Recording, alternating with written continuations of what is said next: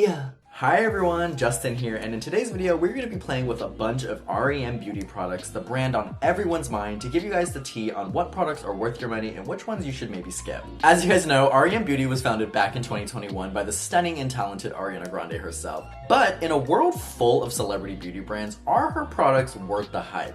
Well, that's what I'm here to help you guys find out, so if you guys are interested, stick around. So in the 2 years since its launch, R.E.M Beauty, or R.E.M Beauty?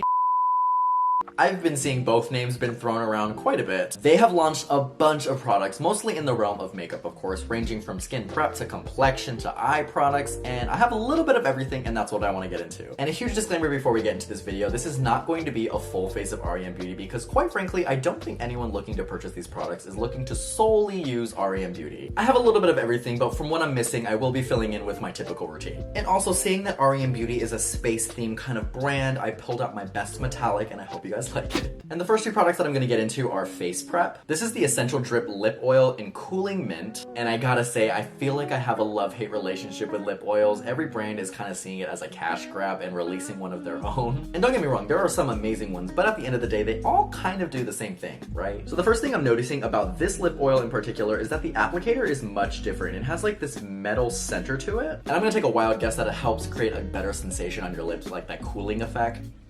And as expected, it does smell like mint, and that menthol is really coming through. But let's give it a good old swatch. Ooh. The lips definitely look hydrated, and this does have that cooling effect, which is really nice, especially during the hot summer. It has a nice comfortable slip on the lips, and it looks very hydrating and glossy. If you're looking to get into lip oils, I would say this is a solid choice, mainly because of the applicator. It cups the lips really nicely. However, all of you lip oil fanatics who have 800 of those Dior lip oils, this is going to be a pass. It's nothing incredibly special, it's just a lip oil. Moving on, we have the Cooling Blurring Under Eye Balm. When R.E.M Beauty first launched, I gotta say, I was a bit skeptical, and like I said earlier, it's mainly because a bunch of celebrities are releasing makeup brands, and they're not fooling the consumer. I think we're pretty perceptive, and you can tell when a celebrity is just slapping on their name mainly because of money. And don't get me wrong, I love Ariana Grande and her music career is insane. However, going into beauty kind of felt like a sharp turn for her, but this product kind of changed my mind, and this was a part of one of her very first launches. The texture of this is pretty firm, but it melts into the skin really easily and just kind of absorbs nicely. I just pick up a dime size amount, and that's enough for both of my eyes. And the reason that I like this product in particular is that because in the mornings I can find my under eye region to be quite puffy, and this is a nice way to kind of calm that down before I apply any product on top of that. Let's be honest, it's not magic, it's not gonna make your dark circles disappear instantly, but the feeling on your skin is really nice, and it's not oily or greasy, so it's not gonna make your under eyes have that kind of slip when you're applying your concealer. Now let's move into a category where I think R.E.M Beauty really does shine, the Complexion. This is the Sweetener Concealer, a pot concealer available in 60 shades, which also includes a white and a black concealer. This concealer is a soft matte finish with medium buildable coverage, and there's a lot you can do with this. You could even use it to conceal, color correct, highlight, and contour. I do have a deeper shade to use as a bronzer, so I'm super excited about that. And I think this is one of the first R.E.M Beauty products that got a lot of traction on social media when they were teasing the entire shade range and the white and the black. And we also have the Sweetener Foundation, which is going super viral on TikTok at the moment, and this couldn't have come at a better time when foundations with a bunch of skincare infused ingredients are really popular. This foundation also comes in 60 shades, and it has a natural matte finish. I have my phone because I want to read you some of the skincare benefits of the Sweetener Foundation. It's fueled by Hydro Smooth Essence with raspberry leaf extract and hyaluronic acid spheres, mainly for hydration. It's also infused with niacinamide to brighten, correct dullness, and reduce the look of pores. Interesting. Also, it's important to note that both of these products are vegan and cruelty-free. I shade matched online before. I think that was in stores, and I'm using the shade 6N. And I'm just gonna take 2 pumps on the back of my hand to start with, and we can use more if we need to. I also have her little UFO sponge, but here we go, let's do it. First impressions, let's go. Right off the bat, I think I successfully shade matched myself. This is blending in beautifully into my skin. And I think I got really, really lucky because when you shade match online, you're bound to get something that doesn't really match you completely. Maybe it's too warm or too cool. A lot of people noted that this does feel super weightless, and I can attest to that. It really just feels like you're putting on like a thicker lotion on your face, and it's not feeling too cakey or heavy. I'm pretty pleased with it right off the bat, but because I used the sponge, I think it sucked up some of the product, so I'm gonna go in with a half pump more to get my forehead. I'm gonna bring it down my neck just a tad, and of course I'm gonna get my ears. Sorry, I'm just looking at the viewfinder, but the finish of this foundation is really beautiful. And for me, it's reminiscent of one of my favorite foundations, which is from Haus Labs. It's radiant, but still suitable for oily skin, which is where I think that natural matte finish comes from. So I'm one of those makeup people who don't really change up their routine. I stick to what I like because that's just my comfort zone. But this foundation, I could really see incorporating it here and there because of the finish and the coverage. Now let's see how these concealers apply on top of that. I'm going to take a little bit out with the spatula and I'll put that on the back of my hand. I'm going to place this concealer in areas where I would typically highlight and brighten, and this is going to go under my eyes. And this concealer is in the shade Light 1 WN. I'm applying with a brush first because I kind of want to maintain that coverage a bit, and then I'll kind of smooth it out with a sponge. I'm not the type of person that gravitates towards a pot concealer, but if you do struggle with a lot of acne or scarring and you want to cover that up, this would be great for that. The finish of it is obviously really beautiful and it does melt into the foundation nicely. So I have used this concealer before and I think it's beautiful. However, I prefer a much more hydrating concealer, especially under the eyes, because I just feel like it would crack and settle into my lines. And I tend to reach for this concealer more when I'm doing drag transformations and not my everyday glam. For example, I don't know if you can tell, but it is settling a little bit under my eye and it's a little bit too dry for me. And you know, it's just something to keep in mind. It's not a knock to this product. It's a wonderful product. However, I just find that you need to buy products that are suitable for your skin type. And for me, my oily spots are mainly my forehead, around my nose, and my mouth, but my under eyes can get kind of dry, which is why I tend to lean for a more hydrating concealer or something that's not a matte finish. With the shade Tan 2 CN, we're gonna bring some warmth to the face. I'm just gonna take some on the back of my hand with a spatula, just like I did with the brightening. I'm picking this up with the brush. I feel like I tend to apply first with a brush and then smooth out with a sponge. That's just my preference.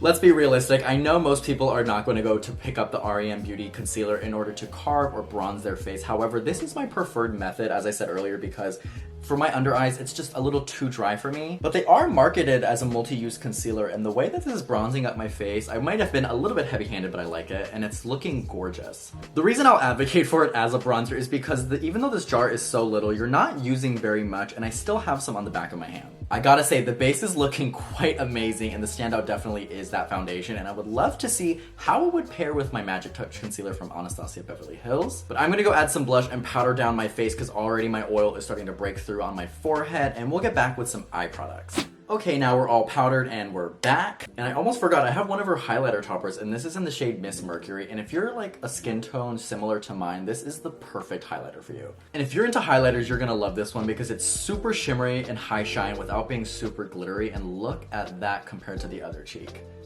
And the thing that I watch out for highlighters is that obviously when you're in direct light of your high point of your cheek, you get that nice, beautiful highlighter, but when you turn your head and you get that cast of color. Obviously with this one, you can see that's not the case. And the great thing about R.E.M Beauty is that their brand was pretty inclusive from the get-go. So there are 9 shades of this highlighter. So if you are a shade deeper than me, or if you just have a deeper complexion, you're not doomed in this highlighter department. Super stunning, and it doesn't give you that streak of highlighter that a lot of people are scared about nowadays with 2023 clean makeup, but you could also even use this as an eyeshadow topper, so some things to keep in mind. Now let's get into one of my favorite parts of my beauty routine, eyeshadow. She does have about 7 of these compact eyeshadow palettes, which I think the packaging is super cute and on theme, and I picked up Baby Doll, Principessa, and Thank You Next. Among the 3 palettes that I got, I would say that Baby Doll is the most suitable for every day. It's a bunch of neutrals and it has 4 mattes and 2 shimmers. Then we have Principessa, which I hope I'm saying right, and I think this one would be really nice for a nice smoky eye, especially because of that black. And then of course we have Thank You Next, which is super cute because it has all these like pinky tones. And a little side note, this is unrelated but also kind of related. Me and my boyfriend were arguing about Thank You Next versus Positions, and I'm on team Positions and he's obviously on team Thank You Next. Don't get me wrong, I love Thank You Next just like any other twink. It was on repeat for a solid 2 years. However, I think because of its commercial success, people just automatically think it's better. No, we shouldn't pit them against each other. It was just a silly argument, but I want to know, sound off in the comments, are you guys team Positions or team Thank You Next? Because I will die on a hill that Positions is the better album.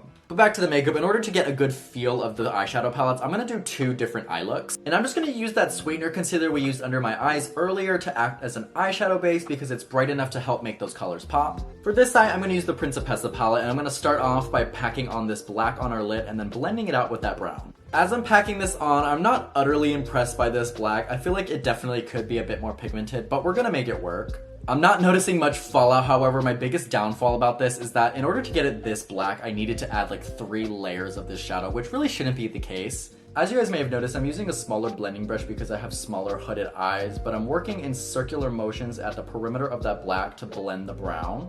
With a bigger blending brush, I'm going to take that 3rd brown and kind of just elongate and blow out the shape. Luckily, when it comes to the blending itself, these shadows are working nicely together and they're blowing out perfectly and they're smooth like butter. I could be totally wrong, this is just a theory, but I think in a world where we're getting really large eyeshadow palettes and influencer collabs where eyeshadow palettes could be up to 20 pans, this is a much more curated experience and color story, and obviously the eyeshadows are not pigmented right off the bat, but they're very buildable. So as a beginner makeup artist, this is very easy to use and it's very compact so you can take it anywhere. I'm also gonna layer that black and dark brown on my lower lash line just to help kind of tie in the look all together. This eye is now complete, and am I impressed with this palette? Not entirely, but does it get the job done? Sure. I'm assuming the eyeshadow formula is supposed to be consistent across all of their palettes, however, we never know, so let's see if Thank You Next can give us a different vibe on this eye. I'm gonna go in with this really cool tone gray brown shade and use it to kind of deepen my crease. So we stand corrected, the formula is indeed pretty similar, it's blending nicely, but the problem of impact of color is really lacking. It's okay though, I think we can kind of get away with it because in my personal experience, a gray being less pigmented is alright because you want to build up that color and not just have like a raccoon eye. And that advice is coming from a self-taught makeup artist. I'm not a professional, so do with that what you will. We have another cool tone shade in this palette and I'm going to use that to buff out that outline that we did. One thing that is ruining this for me is the fact that these eyeshadow palettes are $24 and they're not really performing at that level for me, and I think at drugstore level you can find something that's way better, like for example NYX Cosmetics. But you never know, maybe she'll reformulate and have some better eyeshadow palettes in the future, so we'll just keep our fingers crossed. I think the standout of this palette is that bright pink, so it would be remiss of us not to add that to our lid, so let's cut our crease and add that on. The crease is cut with some concealer, and I'm just going to use a flat packing brush and I'm just going to slap that pink on. Let's just go balls to the wall with it. And the problem strikes again, it's just not pigmented enough. Watch this, like if I put it in a blank spot here, it's just not as bright as it is in the pan. Am I wrong? In the name of science, I'm really gonna try to make this work, but I gotta say, I'm really disappointed in this pink. It looks so bright and gorgeous inside of the pan, but I'm not sure that's translating on the eye. And that's this eye look, all complete with the Thank You Next palette, and you know, it's cute, but not necessarily my cup of tea. One major takeaway that I hope you guys gather from this channel is that my biggest aim is to give you guys my honest opinions as to whether I like or dislike a product. However, my personal philosophy is that once I dislike the product and I give you guys my reasoning for that, I think we can leave it at that. I don't think we need to go a step further and kick the brand when it's down and, you know, just slam and hate on the brand altogether because of one bad product. There are hits and there are misses, and this eyeshadow palette for me is a miss, but as you can tell from the rest of this review, there are some products that I did like. Sorry for the rambling, but with that being said, time for some eyeliner. This is the At the Borderline eyeliner marker in the shade Midnight Black, and I would classify this as a felt tip. For the past few months, I rarely grab an eyeliner marker, mainly because I have smaller eyes and I love working with gel eyeliner, but we're gonna try this out. I start by creating a line following my bottom lash line outward, and then I'm gonna drag it in to connect to my top lash line, just like so. As I move towards the inner portion of my eye, I stop using the tip of the pen and I start using the flat side actually, and just kind of like stamp it on instead of actually drawing the eyeliner. One thing I'm noticing is that upon the first stroke, it's not instantly black. You kind of have to build it up, which is a little peculiar to me. Once you get it going, the pigment is there, but I would personally opt for the NYX pen or the one size if I had to use an eyeliner pen. Maybe it's just me, but I personally don't think R.E.M Beauty is really killing it in the eye department, but what are your guys' thoughts? Let's get into some of the lip products. We have the On Your Color matte lipstick in the shade Drive-In Movie, and the Utmost Importance plumping lip gloss. As you can tell by the tip, it's pretty well loved. I really like this shade of lipstick. I think it complements my skin tone pretty nicely, and in a world where we're using a bunch of lip oils and, you know, lip tints, I think a bullet lipstick is slept on. I quite enjoy their bullet lipstick. It's very comfortable on the lips, and it feels more velvety than just straight up matte. And this is what it looks like once it's all applied. But not everybody is into a matte lip, so we're gonna give this lip gloss a try. I'm gonna put it on the back of the hand and then apply it with a brush. The first thing I check for in a lip gloss is if it's sticky, and this passes the test. It's not sticky at all, and it's gliding on beautifully. I don't really buy into plumping lip glosses, mainly because I know I have small lips and I stay in my lane, and I'm not really gonna try to change that all too much. I just work with some lip liner, and this is the finish of the gloss, and I would say that the tingle is a little bit delayed and very subtle. It's not super intense like one of those Too Faced ones. The lip products doing what they're supposed to do is a much needed refreshing moment after the eyeshadow. Highly recommend the lipstick, and I'm kind of neutral on the lip gloss. It does what it needs to do, but it's not utterly important. Or should I say of utmost importance.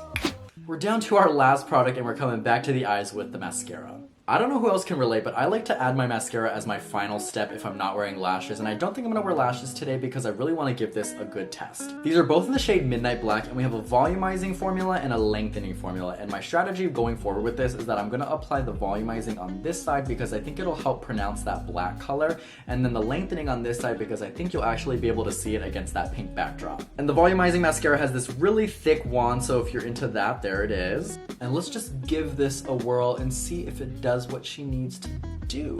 So I've been at this for a good 30 seconds and I don't think I'm getting any sort of effect, let alone volumizing, and it feels like I'm just combing my lashes. There's product on the brush, but can you guys see anything? I can't. This might be a bit premature, but I do not like this mascara. We're gonna give it a pass. But maybe the lengthening one will give us a different experience, so let's try to apply that to our cut crease eye. And the wand is fitting for the type of formula. It's much slimmer and tapered. And here we go, we're just gonna give her a whirl, and immediately I can already tell that this mascara is at least doing something compared to the other eye. Perhaps my other mascara was just a bad batch because this one actually is really nice and I like it. After a coat, the lengthening effect isn't super pronounced, but I like that it has a great amount of separation and it's not clumping compared to this eye where I really don't even think it looks like I'm wearing any mascara at all. At least the lengthening one for me is doing a little bit of something. And this is the final look of using a bunch of different products from R.E.M Beauty. This definitely isn't a comprehensive list of all the products that R.E.M Beauty has to offer, so there might be some more that I love or dislike, but from the ones that I've tried, this is what we came up with. We tried quite a bit of products, but to give you a quick little rundown, my absolute favorites that I really think you should give a try are the Sweetener Foundation and the Cooling Under Eye Balm. In our next category, these are some products that definitely work, but I'm not impressed by it or don't really fit my skin type, and that is the Lip Oil and the Sweetener Concealer. For these products, they don't leave a really good or bad taste in my mouth. I'm pretty neutral about them. I will definitely use them in the future, but I don't think I'm going to overly endorse them. In our final category, these are some products that I think are total misses and I don't think hit the mark. And that includes all of the eyeshadow palettes, the volumizing mascara, and their eyeliner marker. But of course, I'm totally open and I want to hear your guys' thoughts. Have you guys tried R.E.M Beauty? What are some of your favorites? What are some of your misses? Do you agree with me? Do you disagree with me? Just let me know in the comments. And this is actually my very first beauty-related full-length YouTube video, so there's going to be a little bit of a learning curve, so let me know what you guys liked and disliked, and I'm really open to your guys' feedback. Don't forget to like and subscribe, and let me know what you guys want to see from me in the future, but until next time, bye everyone!